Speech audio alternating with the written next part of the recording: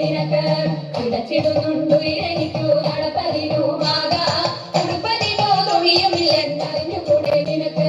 ഉറച്ച വാർത്ത ശ്രവിച്ചിടപ്പോൾ ഉടനെ ഉത്തമ തരുണി ഉടുത്തിരുന്ന പുടവ മതി ഉടനെ കീറി കൊടുത്തു